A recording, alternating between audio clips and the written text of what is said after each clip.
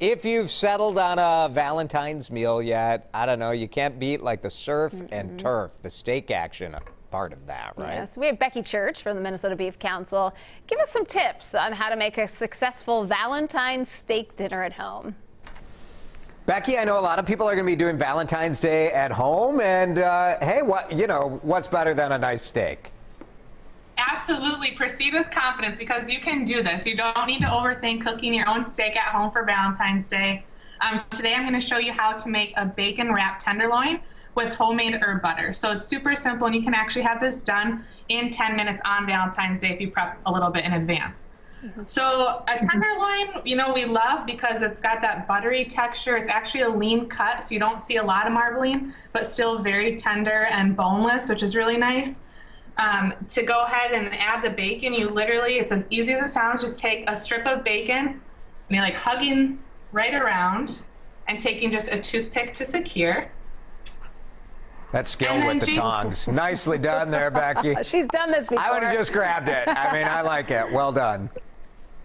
And then we can just keep it super simple with the seasoning. Since it's wrapped in bacon, that's going to infuse a lot of flavor. So I'm just going to go ahead and just do a basic salt and pepper rub. And you'll want to do that both sides, of course. Meanwhile, we're going to be cooking this in a cast iron skillet. So obviously it's really cold outside. If you want to brave the weather for the grill, all means, go ahead. Becky, I think it works great inside. Does it? Because I think sometimes people are a little scared to do the steak inside.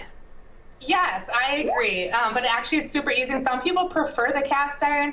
What we're going to do is actually heat this up just with olive oil, and I have a tablespoon of butter here.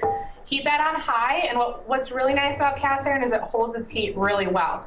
So then you can do a sear, which is technically just 1 minute each side on high, and that's going to give you kind of a golden brown crust to your steak and really lock in that moisture before we transfer it to the oven at 450 to finish for just 7 to 10 minutes, depending on the doneness you prefer, and you just have to flip it once.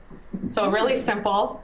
And then I like to top it off with a homemade herb butter. So all you have to do for that is just take 1 stick of butter, room temperature, and then you can add in fresh chives.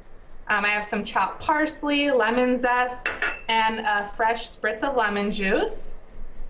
And then what you do is you mash that up well, stir it all together, and then you can lay it out on plastic wrap, roll it up, and actually make your own stick of flavored butter, which is how we'll top it at the end to serve, and serve with whatever sides you'd like. So that's going to add, again, a nice little flavor profile to enhance with the bacon and just a simple salt and pepper, too. Nice. I love using the cast iron pan. I was afraid too at first, but I do a lot of butter braising with it too. So when you're done, kind of finish it with the butter on top. More butter and more salt. I think that is my heart healthy. That's the key to everything. Though. Any tips that you have for people that are afraid of it? Don't be afraid. You can always rely on your thermometer for doneness. But just like with your grilling, don't overflip. Here I actually have an example of a ribeye, which I know we talked about, Jason, one of your favorite cuts. Ribeyes are really well marbled, so if you're concerned about maybe overcooking it, try to choose a cut that has more of that natural fat within it, and that's going to help you lock in some extra tenderness and moisture too. All right, Becky, great tips. Thank you, and happy Valentine's Day. Thank you, you guys too.